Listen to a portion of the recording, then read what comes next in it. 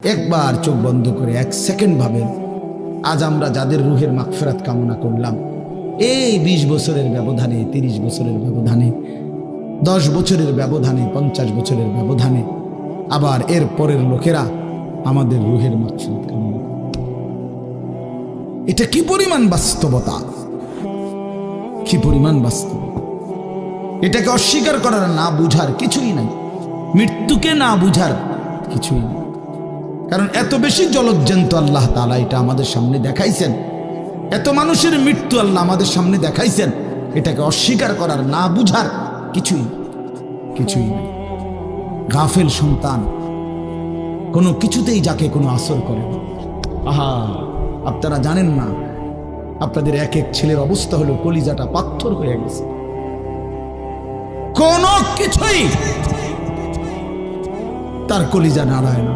এত শক্ত জানোয়ার যে খোদার 365 দিনে কোনো দিন ফজরের নামাজ পড়ে না, একদিনও না। মানুষের বাচ্চা এত বড় জানোয়ার হয় কেন? আরে তুই কোন মানুষের বাচ্চা? তুই কোন মার দুধ খাইলি? নাফরমান! কেমনে মানুষ হইল? এটা কি ধরনের মানুষ? একদিনও নামাজ পড়ে? ছি ছি ছি ছি ছি! মুসলমানের বাচ্চা এত বড় জানোয়ার হয় কেমনে? কোনো দিন নামাজ পড়ে না, 6 মাসে 9 মাসে কোনো দিন বলতে পারবে না নাফরমান কোনো দিন 5 ওয়াক্ত নামাজ পড়ছে কিনা। হায় হায়, এত বড় অসভ্য! মায়ের সন্তান হয় কেমনে? বাবার সন্তান হয় কেমনে? চিন্তা কর। কোনো কিছুই ছেলে পেলেদের হালাত হলে এই পরিমাণ লাগাম ছাড়া, কিসের মা কিসের বাবা, কে তার মা কে তার বাপ, কে কি তার ধর্ম, তার আল্লাহ কে, তার রসুল কে, তারে বানাইছে কে, আসছে কোত্থেকে, কেন আসছে, কি করতেছে, কি করছে, কিচ্ছুর খবর, কিচ্ছুর খবর। আসে, হাঁটে, বুট খায়, বন খায়, মোবাইল টিপে, খারাইয়া মতে, বইয়া মতে, বন্ধু বান্ধবদের সাথে আড্ডা দেয়, মেয়ের পিছনে ঘুরে, অসভ্য অশ্লীল কথাবার্তা বলে। এটা কি এটা জিন্দিগি হলো? ভেবে দেখেন। উফ, কোন সুস্থ স্বাভাবিক মানুষ এমন হয়? বলো ভাইয়া, বলো। রাগ করো না বাপ, কে তোমা করে মনে করাই দিবে? কেউ মনে করায়? হা, বাবা মারও ফিকির শেষ, শুধু টাকা রোজগারের ফিকির। দেশে থাইকা পারো, নইলে বিদেশ গিয়া পারো, কোনো না কোনো ভাবে পয়সা রোজগার করো। টাকা রোজগার করলে মা বাপ খুশি, টাকা রোজগার না করলে না অখুশি। খালাস। এরপরে ইমান আছে কিনা, ইসলাম আছে কিনা, নামাজ আছে কিনা, কোরআন আছে কিনা, আল্লাহ চিনি কিনা, হালাল হারাম কিনা, জায়েজ না জায়েজ না, এত কিছু আমার দরকার। ফুতেরে জিগায়ও না যে ফুত কামাই যে করতেছ, কি হালাল কামাই করো না হারাম না, এত কিছুর দরকার কি? টাকা দিতেছে, খাইতেছে, ঘুমাইতেছে, বিল্ডিং করতে আসে, জমি কিনতে আসে, আফেল মালটা খাইতেছে। এক ছেলে আমারে নিজে বলছে, আমি সবার ব্যাপারে বলি না, এক ছেলে আমারে নিজে বলছে, হুজুর আমি একটা দেশের নাম বলছে, যেই দেশে আমার কর্মটা ছিল, চলে আসছে ওই দেশ থেকে। আমার বলছে, হুজুর আমার কর্মটা হলো এই, মদের বার, মদের হোটেলে নারী পুরুষ উলঙ্গ জিনাবে বিচার করে, আমার দায়িত্ব শুধু পাশে দাঁড়িয়ে মদের বোতল নিয়ে দাঁড়ায় থাকা, যতবার তারা চায় অতবার তাদেরকে মদ গ্লাসে ঢেলে দেওয়া, তাদের হাতে তুলে দেওয়া। এর বিনিময়ে আমার মাসে বেতন 2 লাখ টাকা।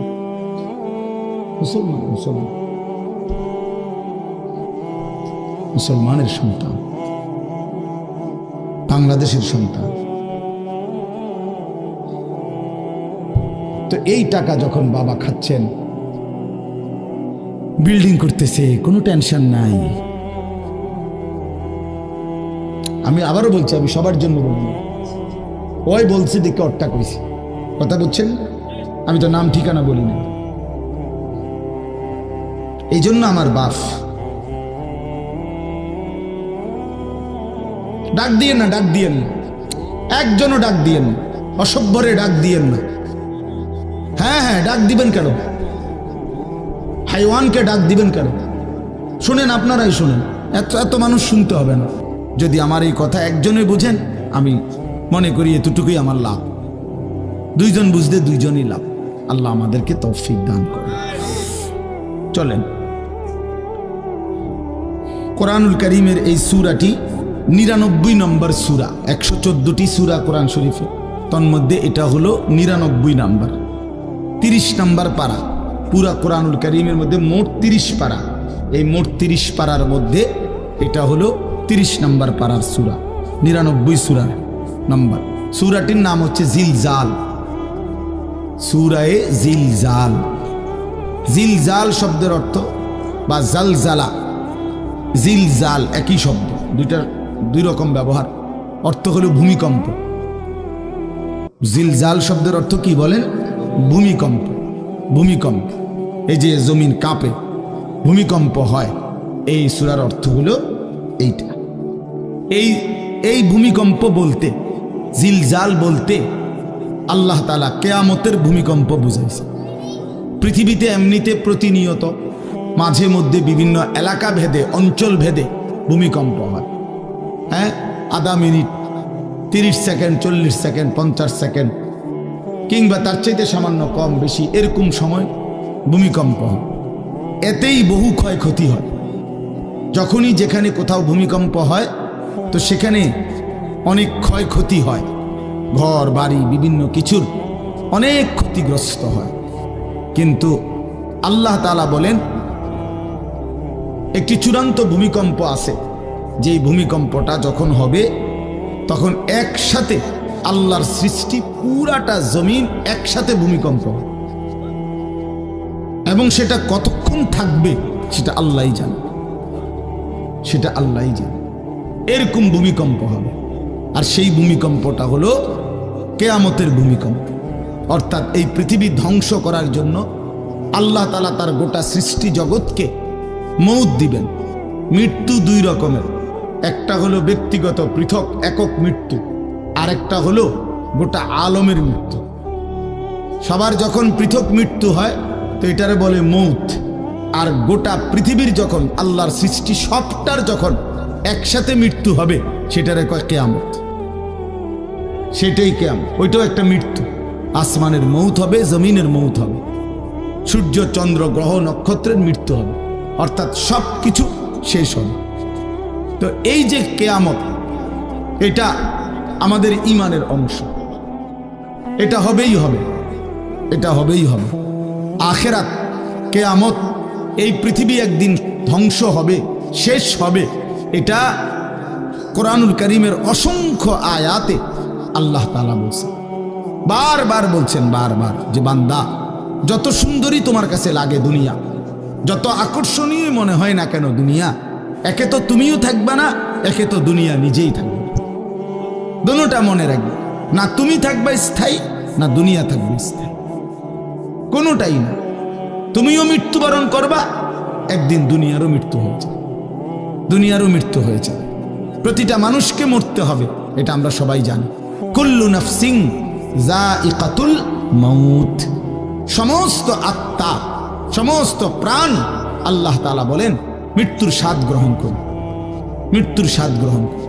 কুল ইন্নাল মাউতাল্লাযী তাফিরুনা মিনহু ফাইন্নাহু মুলাকীকুম। আল্লাহ তাআলা বলেন, হে নবী আপনি বলে দেন, ও দুনিয়াবাসী, মৃত্যু থেকে তোমরা যেখানেই পলায়ন করো না কেন, মৃত্যু তোমাদের সাথে সেখানে গিয়েই নিজেই মোলাকাত করুন, সাক্ষাৎ করুন। তুমি ডাকতে হবে না, মৃত্যু নিজেই আসে, মৃত্যু নিজেই আসে। আইনামা তাকুনু ইউদরিকুমুল মাউতু ওয়ালাউ কুনতুম ফি বুরুজিন মুশাইয়াদা। আল্লাহ বলে, তুমি যদি এমন একটা বিল্ডিং বানাও, ঘর বানাও, যে ঘরটা অনেক উঁচা, যে ঘরটার উপর দিয়া কেউ ভিতরে ঢুকতে পারবে না, যে ঘরটার মধ্যে একটা ছিদ্র নাই, একদম আটকানো, তো এরকম একটা ছিদ্রবিহীন সুউচ্চ ঘরও যদি তুমি বানিয়ে তার ভেতরেও তুমি আশ্রয় নাও, তো ইউদরিকুমুল মাউতু, মৃত্যু তোমার সেখানেই পৌঁছে। তোমার সেখানেই পৌঁছবে। প্রিয় ভাই আমার, বন্ধু আমার, নওজোয়ান সাথীরা আমার, মৃত্যু এক অনিবার্য বাস্তবতা, চিরন্তন বাস্তবতা। এটা গ্রহণ করতেই হবে। হাসলেও মরতে হবে, কাঁদলেও মরতে হবে, সুখেও মরতে হবে, দুঃখেও মরতে হবে। রাজপ্রাসাদ আর অট্টালিকার মানুষটাও মরে যাবে। জীর্ণ কুটিরে যে লোক থাকে, হ্যাঁ, সেই লোকটাকেও মরতে হবে। জীবনে কোনোদিন দুঃখ দেখে নাই যে সেও মরে যাবে, জীবনে কোনোদিন সুখ দেখে নাই যে সেও মরে যাবে, সব মরে যাবে। এটাই সত্য, এটাই বাস্তবতা। অতএব মৃত্যু এক অনিবার্য বাস্তবতা, এটা গ্রহণ করতেই হবে। এটা যদি আমরা মনে রাখি, আমাদের জীবন অনেক সুন্দর হতো, অনেক সুন্দর হতো। রাসূলুল্লাহ সাল্লাল্লাহু আলাইহি ওয়াসাল্লাম বলছেন, আকসিরু যিকরা হাদিমিল লাযযাত ইয়ানি আল মাউত। আল্লাহর নবী বলেন, আমার উম্মত তোমরা বেশি বেশি ওই জিনিসটা স্মরণ করো যে জিনিস তোমাদের সমস্ত স্বাদ, আনন্দ, আহ্লাদ চিরতরে মিটায় দেবে, তোমারে চিরস্তব্ধ করে দেবে। জলজ্জান্ত মানুষটা আমাদের সামনে হাঁটতো, চলতো, উঠতো, বসতো, ঘুরতো, ফিরতো, হ্যাঁ, সেই মানুষটা মনে করেন আমার চোখের সামনে নাই, তার লাশ আমার সামনে। আহা, সেই লোকটা স্তব্ধ। পৃথিবীর কত মানুষ কত আওয়াজ করতেছে, কত শোরগোল করতেছে, কিন্তু এই লোকটা হাতও নাড়ে না, পাও নাড়ে না, চোখও মেলে না, আর কিছু করে না। এ কি আশ্চর্য বিষয়! চোখের সামনের এই মানুষটা নাই, কি হলো তার? কে তারে থামাই দিল? কে তারে স্তব্ধ করে দিল? এ তো আমার মতো ঘুরতো, ফিরতো, হাঁটতো। আহ, আমার আব্বারে আমি কত দেখছি, একদিন আমার আব্বা চলে গেলেন। আমার দাদারে আমি কত দেখছি, আমার দাদা একদিন চলে গেলেন। আমার জ্যাঠারে আমি দেখে আসছি, দোয়া করে আসছি, ফু দিয়ে আসছি। এক সপ্তাহ পরে দাদ জ্যাঠা ইন্তেকাল করলেন। আবার এক সপ্তাহ পরে আমি গিয়া জ্যাঠার জানাজা পড়াইছি। এই তো বাস্তবতা। যুবক ভাই, তুমিও মনে রাখো, বয়স্ক বাবা আপনিও মনে রাখেন। হাসান বসরি রহমতুল্লাহ আলাইহি একজন বড় বুজুর্গ ছিলেন। উনি বলতেন, তিনি যখন কোনো যুবককে দেখতেন আর বয়স্ক দেখতেন, তো তিনি যুবকদেরকে বলতেন, ইয়া মা'শারাশ শাবাব ইন্না যারআ কাদ তুদরিকুহুল আহাতু ক্বাবলা আন ইয়াবলুগা। তিনি উপদেশ দিতেন, হে যুবকগণ শোনো, সব ফুল, সব ফল, সব গাছ চারা পরিপক্ক পাকা পর্যন্ত পৌঁছায় না, তার আগেই অগণিত ফুল, অগণিত ফল, অগণিত চারা গাছ ঝরে যায়। এটা উনি মনে করাইতেন মৃত্যুর কথা। উনি এটা বুঝাইতেন, যুবক তুমি দেখো, একটা আম গাছের মধ্যে যতগুলো মুকুল ধরছে ফুল, সবগুলো আম হয় না। যতগুলো আম ধরছিল ছোট ছোট, সবগুলো বড় পাকা পর্যন্ত যায় না, তার আগেই ঝরে যায়। ঝরেই যায় বেশি, থাইকা যায় অল্প। তার মানে যুবক, কিশোর, তরুণ এই বয়সেই মৃত্যু হয় বেশি, বৃদ্ধ পর্যন্ত পৌঁছে কম। পুরা বাড়িতে অনেক সময় এমন হয় একজনও বয়স্ক লোক নাই, একজনও নাই। আমার ঘর, আমার বাপ চাচাদের যে ঘর, সেখানে আপনার এখন আমার চাচাতো ভাই, জ্যাঠাতো ভাই, আমার ভাই বেরাদর সব মিলাইয়া আমাদের ছেলে পেলে ভাই বাতিজা মিলে না হয়তো 60-70 জন আছি আমরা, কিন্তু আমাদের একজনও বয়স্ক লোক নাই। আমার দাদাও নাই, দাদিও নাই, জ্যাঠাও নাই, চাচাও নাই, আমার আব্বাও নাই, কেউ নেই। তাইলে কেন এমন হলো? তাহলে বোঝা গেল অধিকাংশই ঝরে যায়, কবরে চলে যায়, মৃত্যু হয়ে যায়। এই জন্য ধোঁকা না খাওয়া। আরেকটা হলো, বয়স্ক লোককে দেখলে উনি বলতেন, হাসান বসরি রহমতুল্লাহ আলাইহি, ইয়া মা'শারা শুয়ুখ, হে বৃদ্ধগণ। উনি তাদেরকে জিজ্ঞাসা করতেন যে, মা ইউনতাজারু বিসসারআই ইযা বালাগা, যখন কোনো ফসল পাইকা যায় তখন আর বাকি থাকে কি? কি বাকি থাকে? কাটা। কথা বলে না, কি বাকি থাকে? ক্বালু আল হাসাদ, বা কাটাটা বাকি থাকে, পাইকা তো গেছে। তার মানে আপনারা পাইকা তো গেছেন, বয়স তো হয়েই গেছে, আর শুধু মৃত্যুটা বাকি, আর শুধু মৃত্যুটা বাকি। তাইলে যুবককে বলতেন, তুমি ভেবো না তুমি বৃদ্ধ হবা, কারণ অসংখ্য ফুল তো আগেই ঝরে যায়, অসংখ্য ফল তো আগেই ঝরে যায়, অসংখ্য গাছ তো আগেই ঝরে যায়। আবার বৃদ্ধকে বলতেন যে আপনার তো আর কিছুই বাকি নাই, আপনি তো পাইকেই গেছেন, এখন শুধু কাটা, কবর, মৃত্যু ছাড়া আর বাকিটা কি? তাহলে মৃত্যু ভুলে না যাওয়া, মৌত ভুলে না যাওয়া। রাসূলুল্লাহ সাল্লাল্লাহু আলাইহি ওয়াসাল্লাম বলেন, কাফা বিল মাউতে ওয়াইজান। নবীজি বলেন, কোনো মানুষ যদি মৃত্যুর কথা স্মরণ করে, তার ওয়াজের জন্য, নসিহতের জন্য এটাই যথেষ্ট, এটাই যথেষ্ট। আমরা কিতাবে পড়ছি, হযরত ওমর রাদিয়াল্লাহু তাআলা আনহু, এত বড় সাহাবী, উনি বলতেন, কুল্লা ইয়াউমিন ইউকালু মাতা ফুলান মাতা ফুলান ওয়ালা বুদ্দা মিন ইয়াউমিন ইউকালু মাতা ওমর। তিনি বলতেন, হায় শোনো, প্রতিদিন ঘোষণা হয় আজ অমুকের মৃত্যু হলো, অমুকের মৃত্যু হলো, অমুকের মৃত্যু হলো। অচিরেই একদিন ঘোষণা হবে আজ ওমরের মৃত্যু হলো, আজ ওমরের মৃত্যু হলো। উনি বলেন, এই ঘোষণা শুনবে খুব দ্রুত একদিন। এই জন্য বাপ, এই আমাদের ব্যক্তিগতভাবে প্রতিনিয়ত মৃত্যু হচ্ছে, ঠিক এভাবে আমরা তো মরছি, একদিন এই গোটা আলমের মৃত্যু হবে, একদিন এই গোটা সৃষ্টিটাই আল্লাহ তাআলা গুটায় ফেলবে। আচ্ছা, কি আশ্চর্য কথা, এটা কি অবাক করা। এক মিনিট যদি কেউ বিবেক দিয়া ভাবে, যারে বলে কি হুজুর, বলেন কি, এত বড় আসমান ভেঙে যাবে, এই সূর্য খসে পড়বে, চাঁদ খসে পড়বে। আল্লাহ তাআলা বলছে, ইযাস সামাউন ফাতারাত, আসমান ভেঙে যাবে, ওয়া ইদাল কাওয়াকিবুন তাসারাত, তারকারাজি খসে খসে পড়বে, ইযাস শামসু কুব্বিরাত ওয়া ইদাল কাওয়াকিবুন তাসারাত।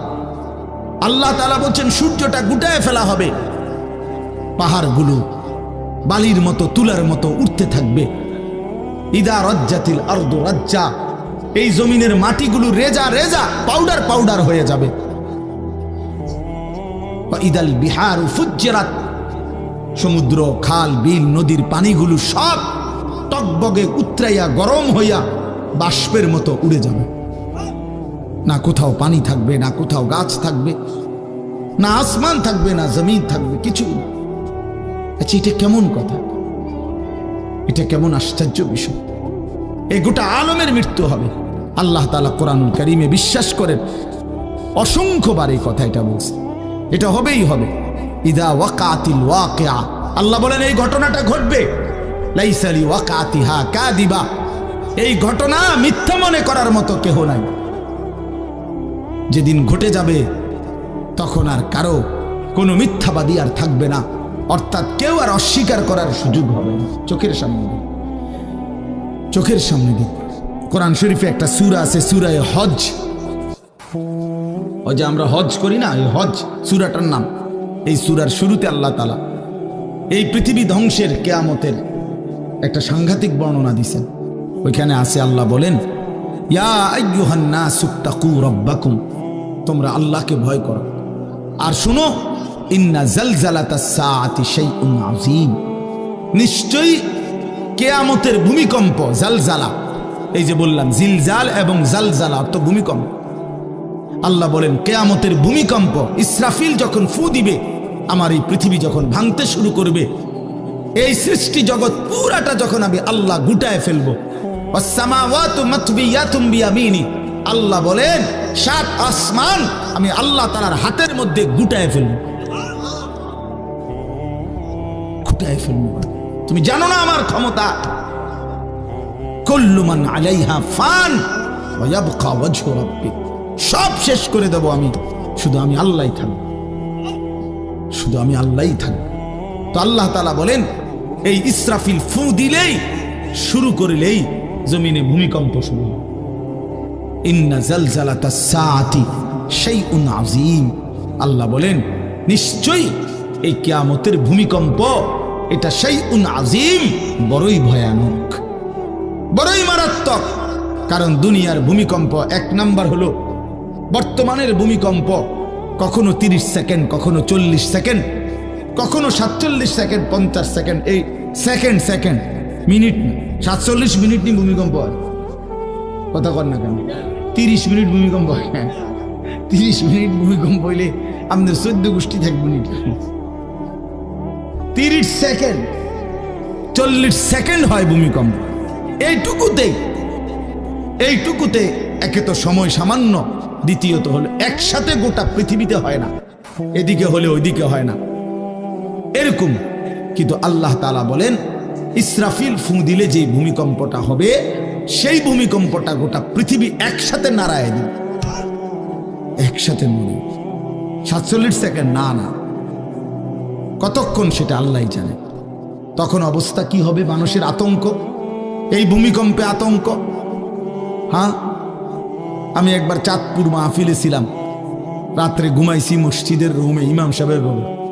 এই সময় ভূমিকম্প আইছে, দরজা খুলে দিছি দৌড়। মসজিদের মাঠে আইছি দাঁড়াইয়া, চাই যে পুরা গ্রামের মানুষ সব আইসা বলছে হই হুল্লোড় চিৎকার, হায় হায়। অথচ সবাই চিৎকার দিতে দিতে ভূমিকম্প শেষ। ভূমিকম্প হয়েছেই তো অল্প একটু, কিন্তু এটুকুর আতঙ্কেই যা হুজুর পাবলিক বরাবর।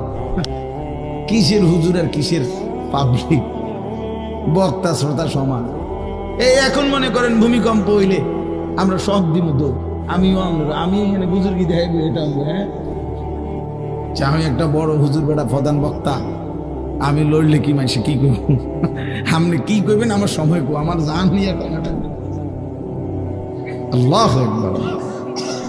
তো এই সামান্য ভূমিকম্প, কিন্তু আল্লাহ তাআলা বলেন ইসরাফিল সিংহা ফু দিলে যে ভূমিকম্প হবে বান্দা, সেটা বড়ই ভয়ানক, সেটা সারা পৃথিবী নড়বে একসাথে। তখন কি হবে? মানুষের আতঙ্ক। ইয়াউমা তারাউনাহা তাযহালু কুল্লু মুরদিআতিন আম্মা আরদাআত। এই 1 নম্বরে আল্লাহ বলেন যে মা তার বাচ্চাটাকে দুধ পান করাইতেছিল, এই কোলের বাচ্চা, দুধের বাচ্চা, আপন মা তার দুধের বাচ্চা ভুলে যাবে, ফেলে দিবে, ছুঁড়ে মারবে, আর মা পাগলের মতো দৌড়ানো শুরু। কোরআন শরীফের আয়াত। ওয়াতাদাউ কুল্লু যাতি হামলিন হামলাহা। এবং আল্লাহ তাআলা বলেন যে মায়ের পেটের বাচ্চা 10 মাস পূর্ণ হয়ে গেছে, আগামী 2 ঘন্টা 5 ঘন্টা পরে বাচ্চাটা এমনিতেই প্রসব হইতো।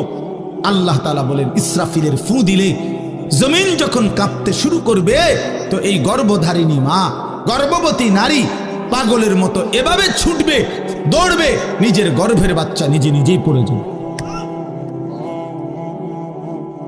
ও তারান নাসা সুকারা, আল্লাহ বলেন মাতালের মতো সমস্ত মানুষগুলো ছুটতে থাকবে।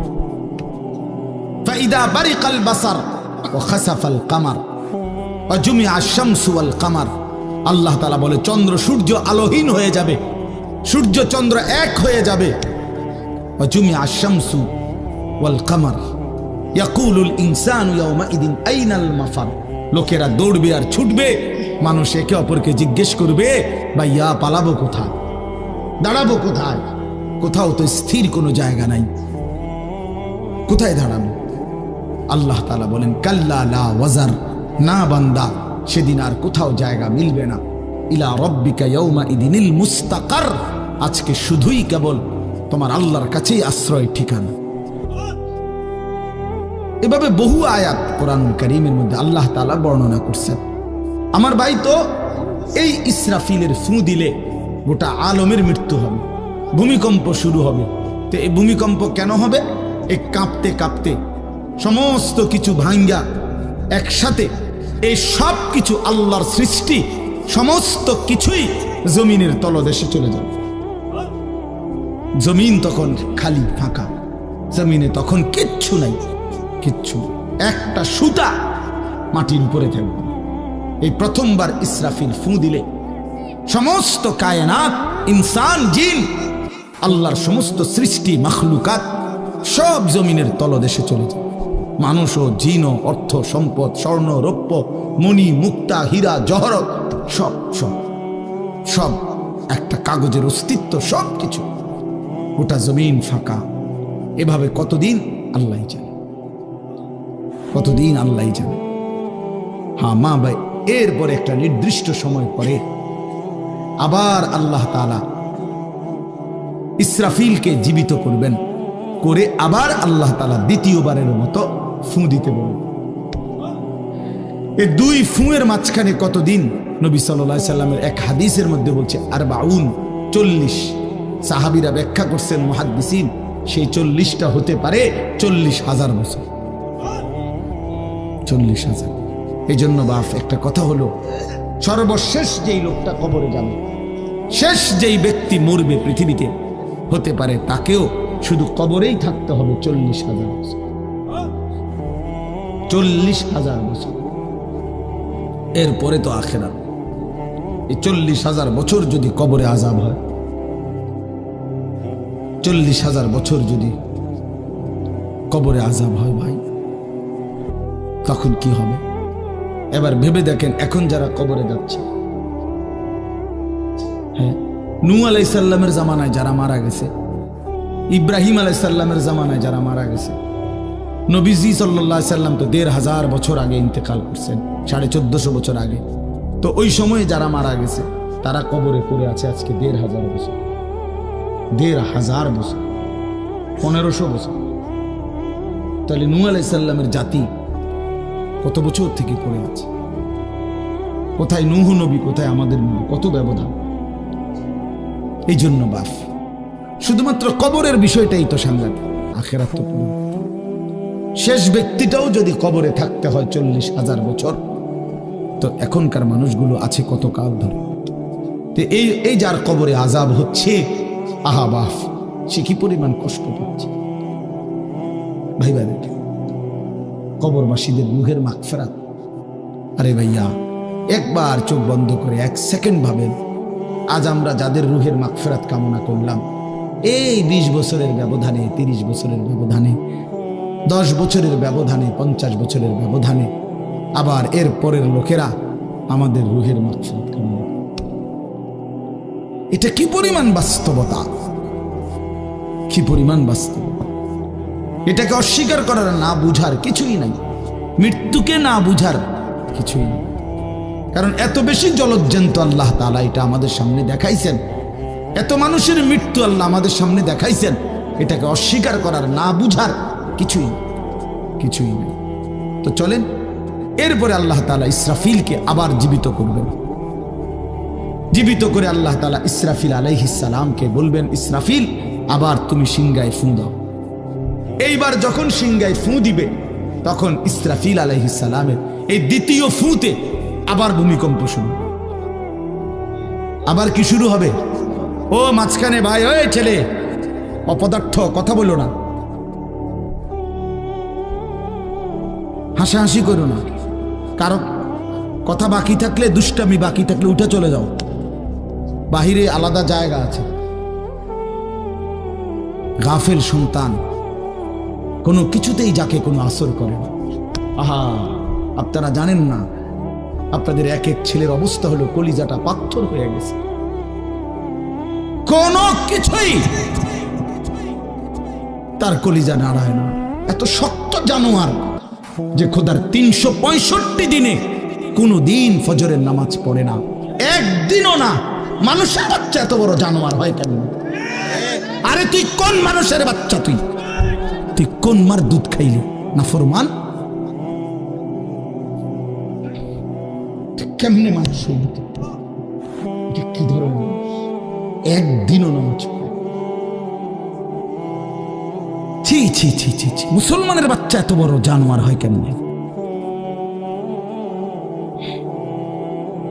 কোনো দিন নামাজ পড়ে না, 6 মাসে 9 মাসে কোনো দিন বলতে পারবে না নাফরমান কোনো দিন 5 ওয়াক্ত নামাজ পড়ছে কিনা। হায় হায়, এত বড় অসভ্য মায়ের সন্তান হয় কেমনে? বাবার সন্তান হয় কেমনে? চিন্তা কর, কোনো কিছুই ছেলে পেলেদের হালাত হলে এই পরিমাণ লাগাম ছাড়া কিসের মা কিসের বাবা, কে তার মা কে তার বাপ, কে কি তার ধর্ম, তার আল্লাহ কে, তার রসুল কে, তারে বানাইছে কে, আসছে কোত্থেকে, কেন আসছে, কি করতেছে, কি করছে, কিচ্ছুর খবর নেই, কিচ্ছুর খবর। আসে, হাঁটে, বুট খায়, বন খায়, মোবাইল টিপে, খাড়াইয়া মতে, বইয়া মতে, বন্ধু বান্ধবীদের সাথে আড্ডা দেয়, মেয়ের পিছনে ঘোরে, অসভ্য অশ্লীল কথাবার্তা বলে। এটা কি একটা জিন্দিগি হলো? ভেবে দেখেন। উফ, কোন সুস্থ স্বাভাবিক মানুষ এমন হয়? বলো ভাইয়া, বলো। রাগ করো না বাপ, কে তোমা করে মনে করাই দিবে? কেউ মনে করায়। হা, বাবা মারও ফিকির শেষ, শুধু টাকা রোজগারের ফিকির। দেশে থাইকা পারো, নইলে বিদেশ গিয়া পারো, কোনো না কোনো ভাবে পয়সা রোজগার করো। টাকা রোজগার করলে মা বাপ খুশি, টাকা রোজগার না করলে না অখুশি, খালাস। এরপরে ইমান আছে কিনা, ইসলাম আছে কিনা, নামাজ আছে কিনা, কোরআন আছে কিনা, আল্লাহ চিনে কিনা, হালাল হারাম কিনা, জায়েজ না জায়েজ না, এত কিছু আমার দরকার। ফুতের জিগায়ও না যে ফুত কামাই যে করতেছ, কি হালাল কামাই করো না হারাম না, এত কিছুর দরকার কি? টাকা দিতেছে, খাইতেছে, ঘুমাইতেছে, বিল্ডিং করতে আসে, জমি কিনতে আসে, আফেল মালটা খাইতেছে। এক ছেলে আমারে নিজে বলছে, আমি সবার ব্যাপারে বলি না, এক ছেলে আমারে নিজে বলছে, হুজুর আমি একটা দেশের নাম বলছে, যেই দেশে আমার কর্মটা ছিল, চলে আসছে ওই দেশ থেকে। আমার বলছে, হুজুর আমার কর্মটা হলো এই, মদের বার, মদের হোটেলে নারী পুরুষ উলঙ্গ জিনাবে বিচার করে, আমার দায়িত্ব শুধু পাশে দাঁড়িয়ে মদের বোতল নিয়ে দাঁড়ায় থাকা, যতবার তারা চায় অতবার তাদেরকে মদ গ্লাসে ঢেলে দেওয়া, তাদের হাতে তুলে দেওয়া। এর বিনিময়ে আমার মাসে বেতন 2 লাখ টাকা।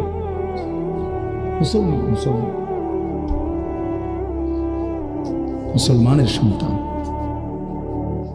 বাংলাদেশের সন্তান। তো এই টাকা যখন বাবা খাচ্ছেন, বিল্ডিং করতেছে, কোনো টেনশন নাই। আমি আবারও বলছি, আমি সবার জন্য বলি না, ওই বলছি দেখে অট্টা কইছি, কথা বুঝছেন? আমি তো নাম ঠিকানা বলি না। এই জন্য আমার বাপ,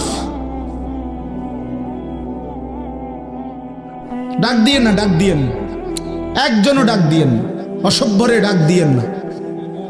হ্যাঁ হ্যাঁ, ডাক দিবেন কেন? হাইওয়ানকে ডাক দিবেন কেন?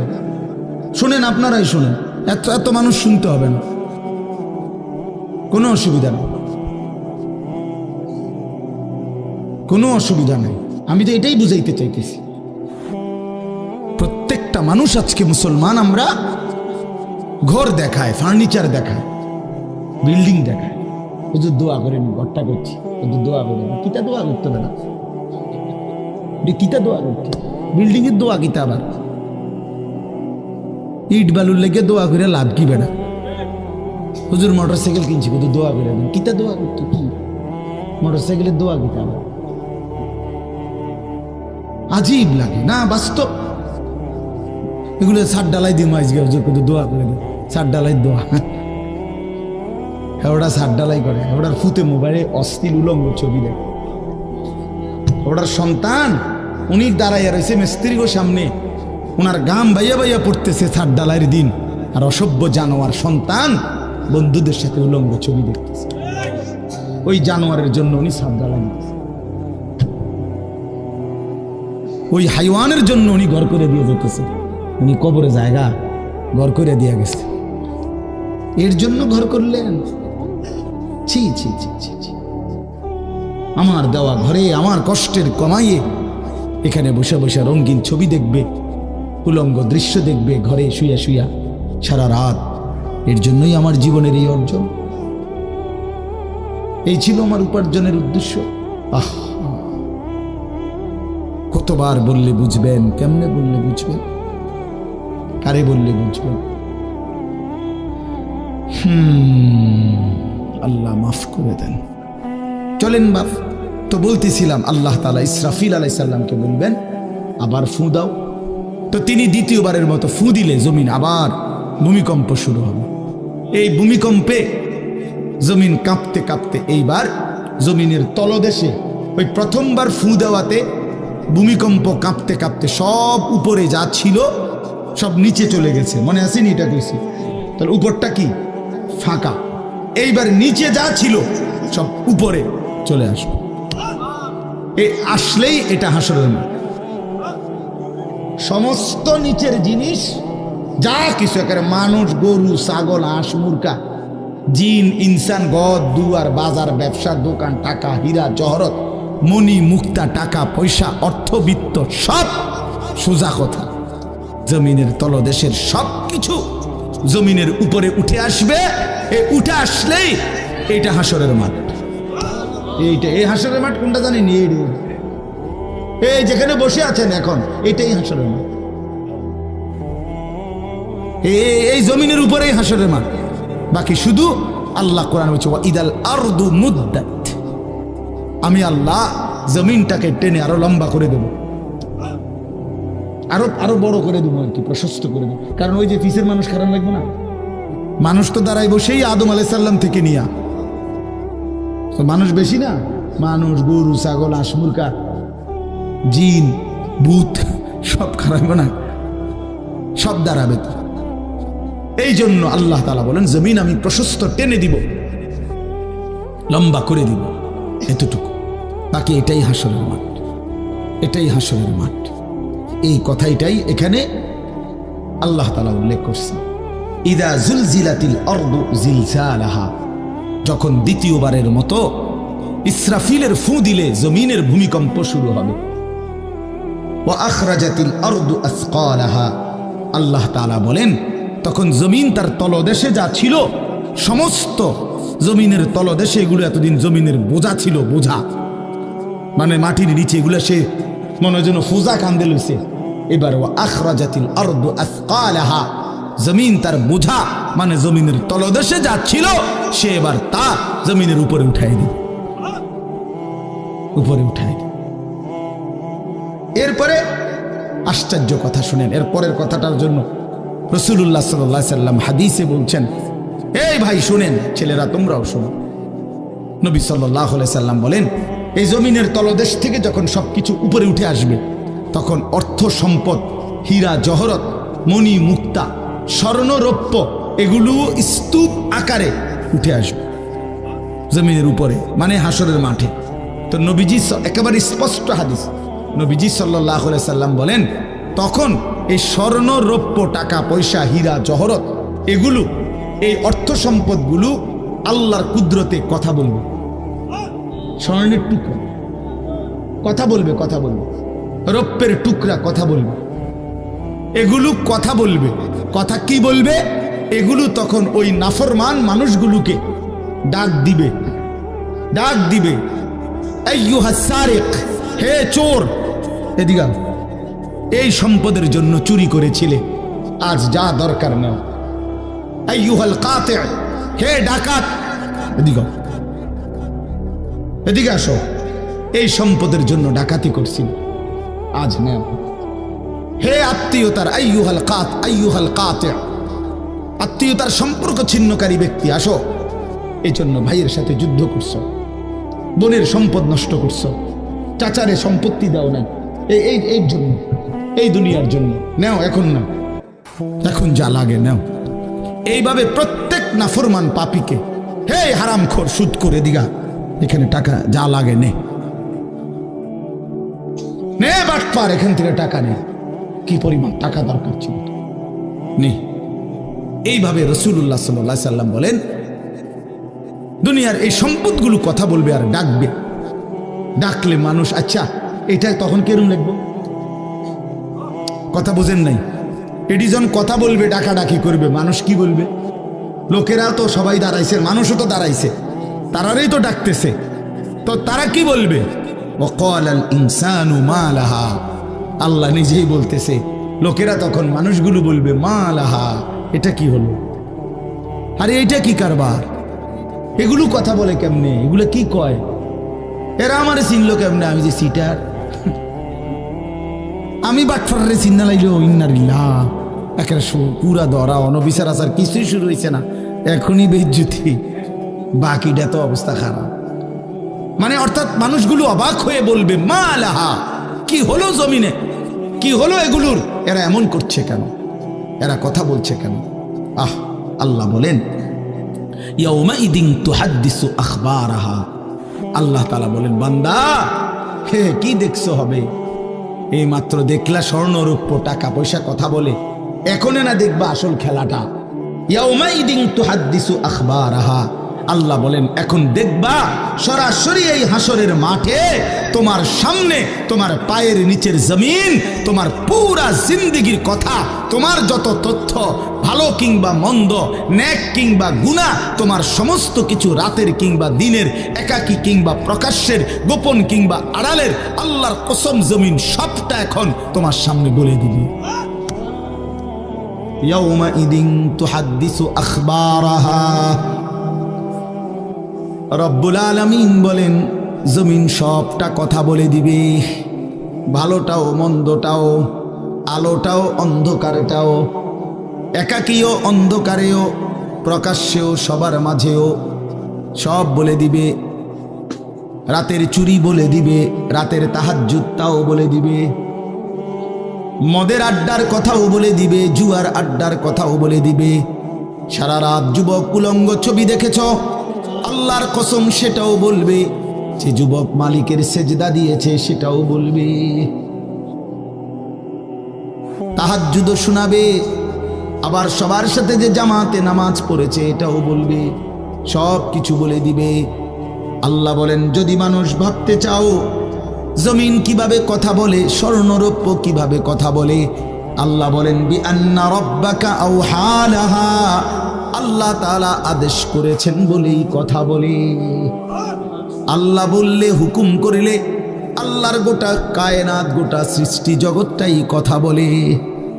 ওয়াশাহিদা আলাইহিম সামউহুম ওয়া আবসারুহুম ওয়া জুলুদুহুম বিমা কানু ইয়ামালুন।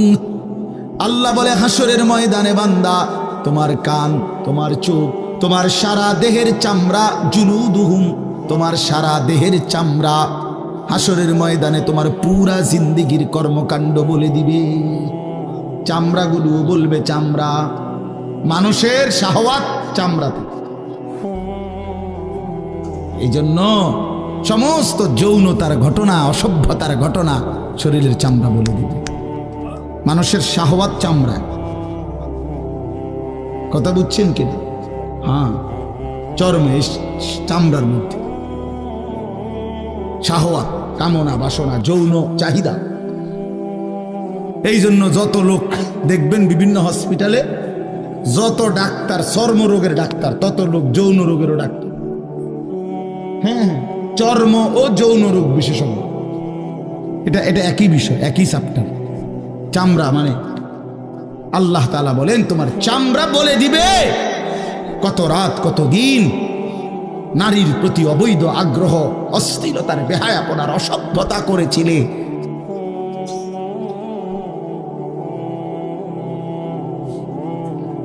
হায় হায়, বিআন্না রাব্বাকা আওহা লাহা, আল্লাহ বলেন আমি আল্লাহ হুকুম করেছি বলে কথা বলি। এই জন্য আল্লাহ হুকুম করিলে চামড়াও কথা বলে, কানেও কথা বলে। এখন কি কানে কথা বলে? কিন্তু সেদিন বলল চোখেও কথা বলল। এখন চোখ কথা বলে না, মানে সবকিছুর জবান খুলল, সবকিছু। আপনারা বলেন, আমরা তো মনে করি জিহ্বায় কথা বলে না, জিহ্বায় কথা বলে না, আল্লাহর হুকুম হইলে কথা বলে। নাহলে যে লোক বোবা তারও তো জিহ্বা আছে না, তো সে কথা বলে না। যে লোক কানে শুনে না, তো তার কি আপনার এইভাবে কান বলতে কিছু নাই, তো সে শুনে না কেন, কথা বলেন না কেন? আল্লাহর হুকুম। যার চোখ, যে চোখে দেখেন, এই যে জুয়েল ভাই, আমি মূলত তার মহব্বতেই মাহফিলটা দিছি। তো এই যে দেখে না, তো তার এভাবে তো চোখ আছে, সে দেখে না কেন? আল্লাহ তাআলার হুকুম নাই বলে দেখে, ঠিক কিনা বলেন না কেন? মজার বিষয় হলো রাসূলুল্লাহ সাল্লাল্লাহু আলাইহি সাল্লাম হাদিসে স্পষ্ট বলেছেন, বিশ্বাস করেন, একেবারে বিশুদ্ধ হাদিস। আল্লাহ তাআলা তার দুইটা চোখ নিয়ে গেছে, নবীজি বলছেন সে যদি সবর করে আল্লাহর হুকুমের উপরে চলতে পারে, রাসূলুল্লাহ সাল্লাল্লাহু আলাইহি সাল্লাম বলেন আল্লাহ তাআলা তাকে এই দুইটা চোখ নিয়ে যাওয়ার কারণে, অন্ধ বানানোর কারণে সে যে সবর করলো, আল্লাহ রসুল বলছেন আল্লাহ তাআলা নিশ্চিত তাকে জান্নাত দান করবে। এই জন্য তুমি ভাই সবর করো। মালিকের এই দুনিয়া দেখতে পারল না তো অপেক্ষা করো, একদিন জান্নাত দেখবা, জান্নাতের হুর দেখবা, তো আরো মজা হবে যে আমি প্রথমেই জান্নাতি দেখলাম, জান্নাতি দেখলাম। যা মালিক দুনিয়া দেখলাম না তোমার, তুমি আমারে জান্নাত দেখাই। আল্লাহ তৌফিক দান করেন। ইয়াউমাইদিন ইয়াসদুরুন নাসু আশতাতান লিয়ারাউ আ'মালাহুম, আল্লাহ বলেন তখন দলে দলে ফেরেশতারা মানুষগুলোকে লাইনবদ্ধ সারিবদ্ধ করে দলে দলে বানাবে। লোকেরা পরস্পর, প্রত্যেকটা মানুষকে ফেরেশতারা আলাদা আলাদা গ্রুপ বানিয়ে দেবে হাসরের ময়দানে। তখন প্রত্যেকে এই গ্রুপে গ্রুপে দলে দলে লিউরাউ আমালাহুম, নিজেদের আমল নামা, নিজেদের আমল দেখবার জন্য সামনে এগিয়ে যাবে। অর্থাৎ প্রত্যেককে তার আমল নামা দেখবার জন্য, দেওয়ার জন্য নির্দিষ্ট জায়গায় নিয়ে আসবে। নেওয়ার পরে সেখানে প্রত্যেকের ফাইল, প্রত্যেকের খাতা আমল নামা তার হাতে তুলে দেওয়া হবে। দিলেই সে দেখবে। আল্লাহ বলতেছেন ফামান ইয়ামাল মিসকালা যাররাতিন খায়রান ইয়ারা, এক বিন্দু, এক অণু পরিমাণ, পরমাণু পরিমাণ, সামান্য থেকে সামান্য পরিমাণও নেকি, কল্যাণ, তাও তুমি দেখতে পাবা। ওমান ইয়ামাল মিসকালা যাররাতিন শাররান ইয়ারা, বিন্দু থেকে বিন্দু মন্দ যা করেছিলে তাও তুমি দেখতে পাবে। এক জাররা, মূলত জাররা বলে তাফসীরের মধ্যে লিখছে লা ওয়াজনা লাহু লা জিনাতা লাহা, যেটার কোনো ওজন হয় না, এত সামান্য, এত সামান্য, ওজন নাই, মানে 100 গ্রামও না, 10 গ্রামও না, 1 গ্রামও না, আধা গ্রামও না, এত সামান্য, এটার কোনো ওজন নাই, ওজন নেই, ওজন আসে না আর কি, ওজনে হয় না, এরে বলে জাররা।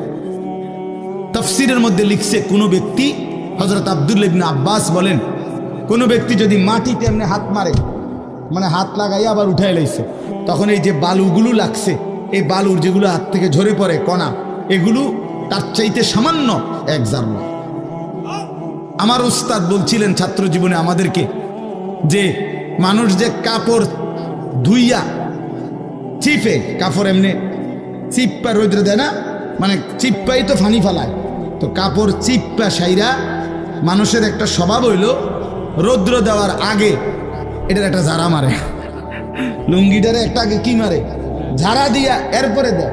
এই যে লুঙ্গিটা ঝাড়া দিলে যে ছোট্ট ছোট্ট পানির ফোঁটা ছিটকাইয়া পড়ে, এই ফোঁটা এগুলো পিচ্ছি পিচ্ছি, এগুলো এক একটা জাররা, অথবা তার চাইতে ছোট।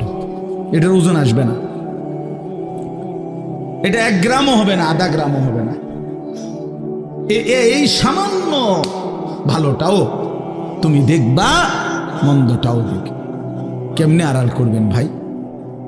নিজেকে আড়াল করবেন কেমনে বাপ? যুবক তুমি কেমনে আড়াল করবা? কোরআন শরীফে আছে, আল্লাহ বলেন ইয়াউমা তুবলাস সারাইর, বান্দা আমি হাসরের ময়দানে তোমার অন্তরের গোপন বিষয়গুলো, যেগুলো কেউ শুনে নাই, তুমিও বলো নাই, বলে দেব। হ্যাঁ, আফালা ইয়ালামু ইযা বু'সিরা মা ফিল কুবুর ওয়া হুসিলা মা ফিস সুদূর। আল্লাহ তাআলা বলেন এই বুকের ভিতরে, অন্তরের ভিতরের যেই কথাগুলো, সেগুলো খুলে দেব। এই জন্য আজকে আমার কথা এখানে শেষ।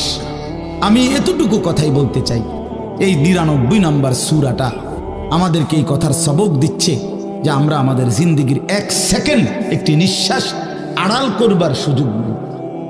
হিসাব দিতে হবে, হিসাব দিতে হবে। 1 মিনিট, 1 সেকেন্ড, 1 পলক, 1 লম্হা, 1 মুহূর্ত আমাদের আড়াল করবার সুযোগ নাই ভাই। ভালোটার প্রতিদানও নিতে হবে, মন্দটারও প্রতিদান নিতে হবে। তাইলে কেন জীবন নষ্ট করব? কেন হায়াত নষ্ট করব? আমার অনুরোধ রইল, যতগুলো যুবক ছেলে আছো ভাই, তোমাদের কাছে অনুরোধ, মাওলানা কথা বলবে, এরপরে আরো একটু বয়ান হলে এরপরে দোয়া হবে, কিন্তু আমার মাঝখান দিয়ে এই কথাটাই আমি অনুরোধ করে বললাম, প্রত্যেকেই দয়া করে আল্লাহর ওয়াস্তে নিজের জীবনের কদর করো ভাই। আমার এটাই শেষ কথা। যুবক ছেলেরা, তুমি তুমি আমার সাথে এখন যাইবা না, আমিও তোমার সাথে যাব না। এই দুনিয়াও যেমন আমি আলাদা চলে যাচ্ছি, আপনারাও আলাদা চলে যাবেন, কিন্তু বাস্তব কথা হলো আমি আপনি প্রত্যেকে আলাদা আলাদা কবরে আখেরাতে আল্লাহর সামনে মুখোমুখি হইতে হবে। আসসালামু আলাইকুম। প্রিয় দিনী ভাই বোনেরা, আপনাদের কাছে যদি এই ধরনের ওয়াজ মাহফিল ভালো লাগে বা ইসলামিক লেকচার যদি আপনাদের কাছে ভালো লাগে, তাহলে আমার চ্যানেলটাকে সাবস্ক্রাইব করেন আর আমার পাশে থাকেন। ইনশাল্লাহ আপনারা প্রতিদিন এরকম ইসলামিক ভিডিও, ইসলামিক লেকচার নিয়মিত পাবেন ইনশাল্লাহ।